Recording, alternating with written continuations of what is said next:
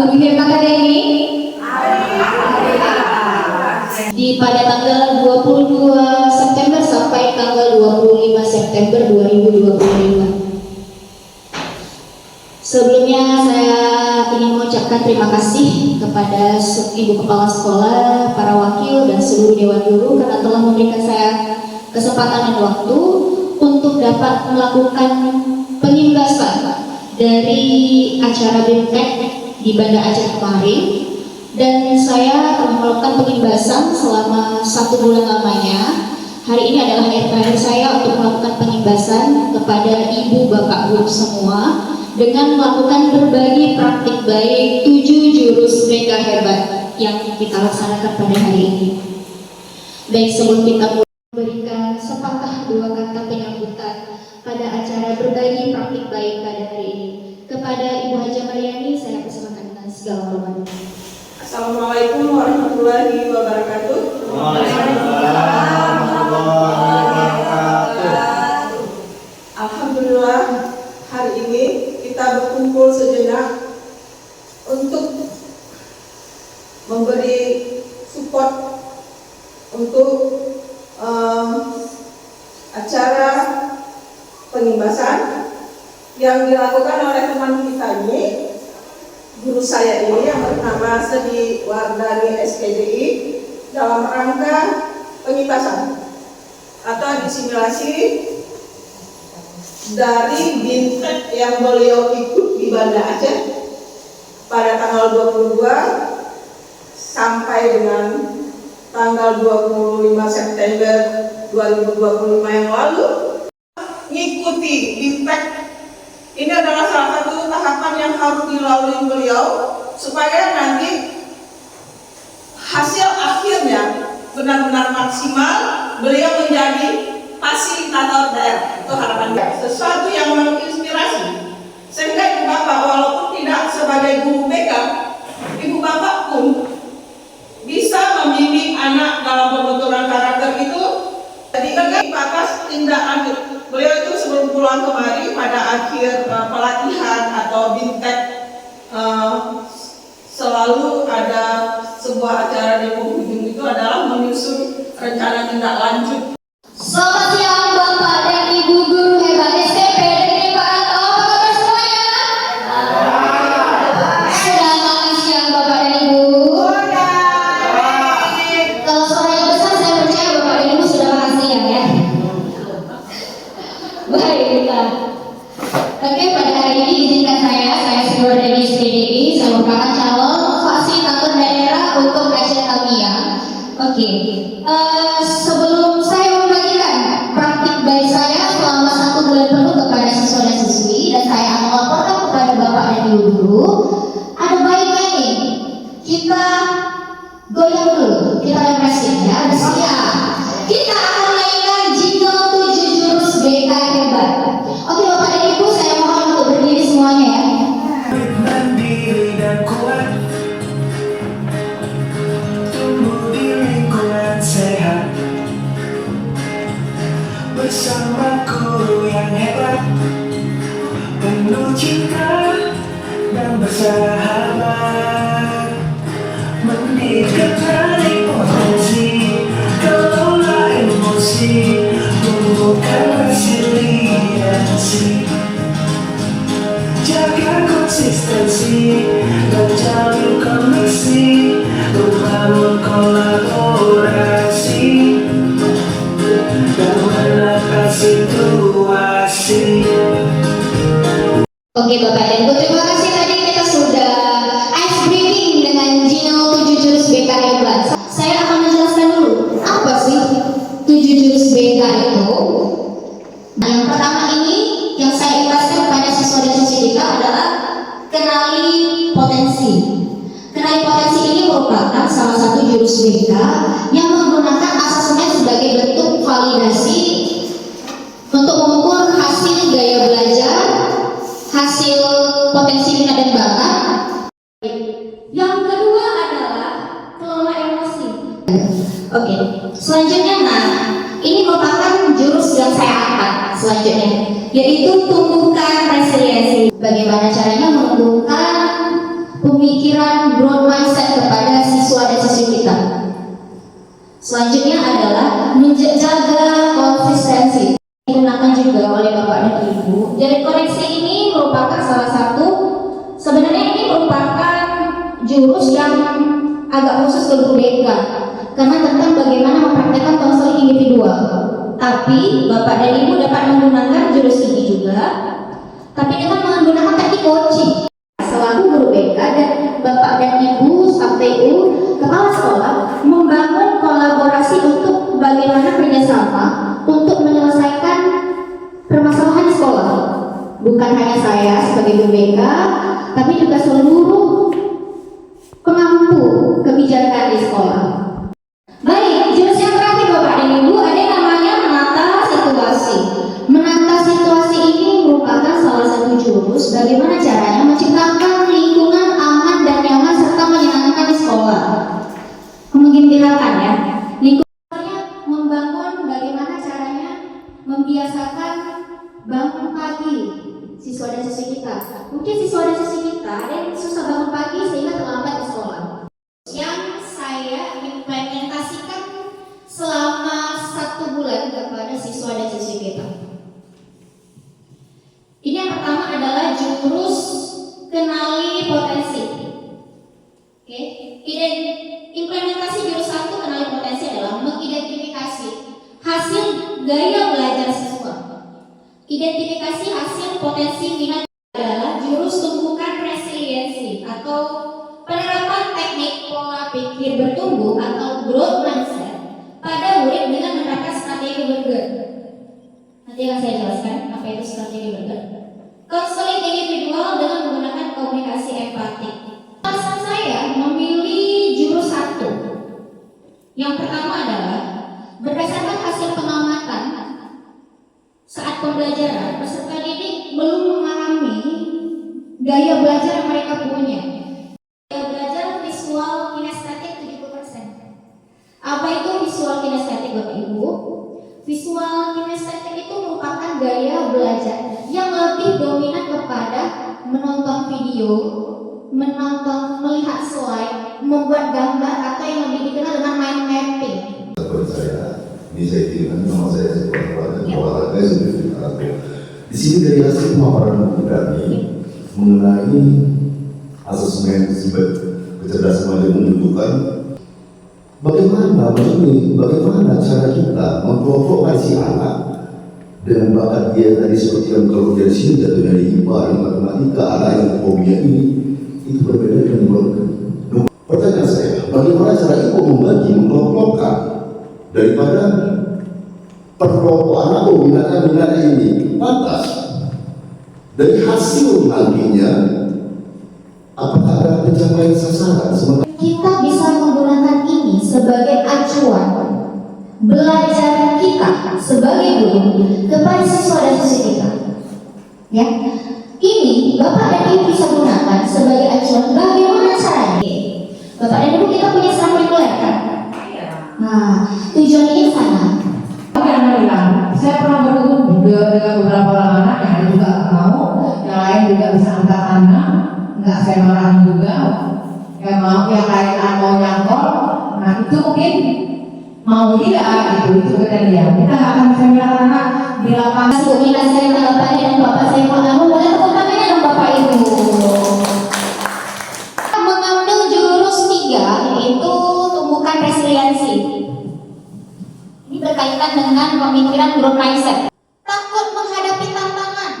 Dibuktikan kemarin waktu pas ada saat lomba anak kita memilih mundur, tidak mau mengambil kesempatan, ya, dan tidak mampu ketika diberi tantangan atau mudah menyerah. Hasil refleksinya bahwa siswa yang merasa gagal ketika meraih prestasi atau tidak memenangkan suatu lomba, merasa gagal tidak pintar seperti anak lainnya karena tidak mampu memahami pelajaran, dan merasa gagal ketika tidak fokus belajar. Ini saya kebetulan pakainya menggunakan konseling individual. Karena dibilang teknik Berger Bapak Ibu, umpan baliknya. Jadi kita di awal memberikan apresiasi dulu. Ini di atas. Oke. Di bawahnya, nah di dahinya ini edukasi koreksi dia. Koreksinya yang membangun, koreksi positif, jangan menghancurkan. dia roti bawahnya dengan apresiasi lagi. Jadi setelah ibu koreksi dia di atas, ibu kasih apresiasi. Jadi mereka itu tidak merasa ditinggalkan, tidak merasa hanya dikritik. Ya. Burger ini seperti ini. Setelah pelaksanaan konseling individual dengan menggunakan teknik burger, bahwa siswa mulai memahami kalau sesuatu yang terjadi pada dirinya bukanlah kegagalan, tapi proses untuk menjadi lebih baik ke depan. Yang pertama, berikan mereka pengakuan usaha atas usaha yang mereka lakukan. Contohnya, nah, ibu tahu, pakai komunikasi empatik ya. Nah, ibu tahu kamu sudah berusaha keras, ya. Kamu sudah berlatih, kamu sudah mengikuti lomba dengan cukup keras, kamu sudah berusaha. Tetapi itu maksudnya ke tengahnya, pemberian koreksi. Nah, setelah itu berikan sedikit koreksi positif dan refleksi. Tetapi ada hal-hal yang mungkin kita kurang perhatikan, ada hal-hal yang harus lebih kita usahakan. Nah, di situ letak dari koreksinya. Lalu kita kasih lagi apresiasi dia, kasih semangat lagi, tutup dia dengan semangat. Ibu yakin kamu mampu melakukan hal-hal yang sudah kita diskusikan tadi. Berusaha lebih keras lagi ke depan ya. Itu dia apresiasi positif yang di akhir. Nah, hasilnya setelah melakukan konseling 70%, siswa mendapatkan perubahan perilaku. Tidak yang biasanya nggak semangat jadi semangat belajar, ya, tidak gampang menyerah. Ketika nggak mau belajar, mereka berusaha berfokus. Kalau biasanya nggak fokus, mereka berusaha nih. Biasanya mereka nggak mau, tapi mereka berusaha. Dan mulai mencari cara lain agar mereka bangkit dengan menyusun strategi untuk belajar lebih baik. Ya, Namanya dengarkan ibu ngomong. Tadi ibu jelaskan, kamu dengar nggak? Itu kok kamu masih menggambar aja? Jelas. Coba, jika seperti itu, nyampai nggak pesannya? Enggak. Sampai nggak pesannya? Nggak sampai. Kenapa nggak sampai? Karena salah satu orang tidak mau mendengarkan. Jadi bagaimana cara Bapak Ibu membalikkan pemikiran fixed mindset-nya atau pola pikir tetap ya? Aku nggak bisa, nggak pandai bu, nggak bisa bu, belum dicoba, udah bilang nggak bisa. Padahal dia punya bakat ke situ. Contoh, kalau anak kita suruh kemarin lomba ikrar bu ya, ikrar. Udah sampai ke depan nggak bisa bu, nggak pandai bu, nggak hafal bu, nggak tahu bu. Padahal dia bisa, tapi belum dicoba. Tapi karena sudah tertanam dalam pikirannya, ini aku nggak bisa, ini aku nggak mau, fixed mindset dia, sehingga dia tutup akses untuk mencoba lagi. Ya. Nah, tugas kita di sini Bapak Ibu, bagaimana merubah pola pemikiran anak kita yang nggak mau coba. Di sini kita pakai. Ya, Bapak Ibu awali dengan apresiasi dulu. Jangan pujian ya. Kalau pujian Bapak dan Ibu puji dia, puji orangnya. Kamu cantik hari ini, kamu ini, kamu itu. Orangnya yang kita puji. Dia besar kepala. Puji usahanya, kasih apresiasi atas usahanya. Nah, kamu sudah berusaha sekuat tenaga. Kamu sudah berusaha sekeras mungkin. Kamu sudah mencoba segala hal untuk ikut lomba ini, untuk belajar ini, belajar itu. Ini apresiasi. Ibu tahu kamu kecewa. Soalnya kamu nggak menang lomba. Di sini Bu ya, apresiasi dulu usahanya. Jangan orangnya ya. Kalau orangnya, anaknya bisa kepala nanti. Lanjut. Kasih koreksi di tengahnya. Tetapi, ada hal-hal yang harus kita kembangkan lagi, ada hal-hal yang harus kita usahakan lagi, ada hal-hal yang harus kita perbaiki. Kalau kamu kemarin waktu lomba, mungkin suaranya nyangkut di tenggorokan, mungkin kita perlu latihan lagi, latihan vokal. Atau mungkin anak kita kemarin lomba ikrar, mungkin dia malu, mungkin suaranya cempreng. Sini kasih koreksi. Mungkin ada hal yang lebih banyak berlatih vokalnya, berlatih intonasinya, berlatih temponya dan segala macam. Lalu tutup Bu dengan apresiasi Bu, kasih lagi dia semangat.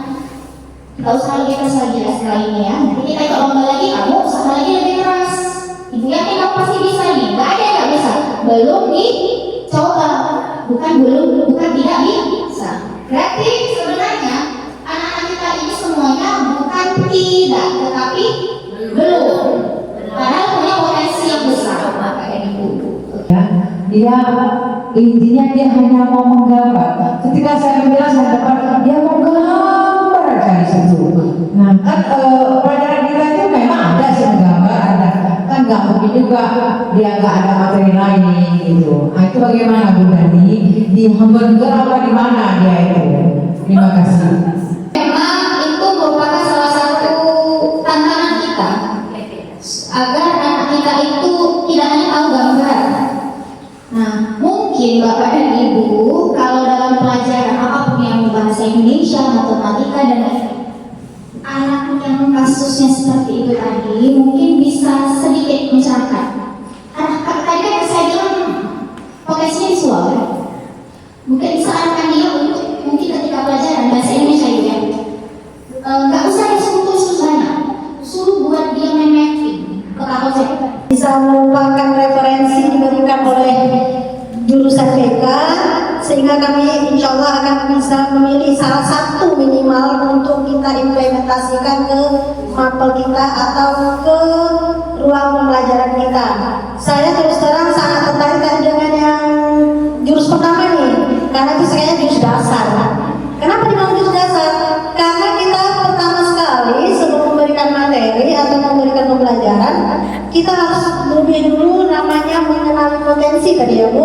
Potensi artinya sebenarnya udah Ibu lakukan angket itu sangat membantu sekali dalam kita memberikan materi untuk mata pelajaran apapun saja, seperti mapping, pemetaan konsep. Misal tadi sudah dikaji ulang atau dipaparkan ulang tentang teks prosedur, buat aja Bu, nanti anak disuruh kamu nih hobinya mungkin dia sifatnya animasi, gambar apa terserah, mau muka Naruto, kalau dia cewek mungkin Sakura, tapi ada dipanah-panahin sedikit, tetap ada bacaan. Jadi seperti itu maksud bulannya mungkin kesana arahnya. Kemudian tuh turunkan lagi setelah si judulnya tadi topiknya apa, turunkan lagi ini loh strukturnya, buat lagi gambar, mungkin ada gambar balon, ada gambar si senjata-senjatanya. Jadi dalam buku senjata itu disuruh space kosongkan, dibuat ruang untuk buat bacaan-bacaan. Jadi dapat dia hobi menggambarnya, dapat juga ilmu atau materi mapel kita. Jadi seperti itu Bu, tanggapan yang dapat saya berikan dan masukan untuk Bu Dami. Sangat terima kasih sekali, ini merupakan ilmu baru ya, ada 7 jurus. Ibu, saya ucapkan terima kasih atas perhatiannya mengenai pemaparan saya, mengenai laporan bagi praktik baik 7 jurus BK hebat. Mudah-mudahan setelah dari sini Bapak dan Ibu sama-sama kita dapat mengimplementasikan 7 jurus BK ini secara bersama-sama. Bukan khusus hanya sebagai khusus untuk guru BK saja, tetapi di sana ada jurus-jurus yang Bapak dan Ibu bisa terapkan di pembelajaran Bapak dan Ibu semua. Mudah-mudahan apa yang saya paparkan dan saya laporkan dapat memberikan ilmu baru bagi Bapak dan Ibu semua. Mudah-mudahan nanti setelah ini dapat kita terapkan bersama ya Bapak dan Ibu di kelas. Oke, terima kasih atas perhatiannya. Mohon maaf telah menyita waktunya pada hari ini. Wabillahi taufiq wal hidayah. Assalamualaikum. Saya akhiri. Assalamualaikum warahmatullahi wabarakatuh.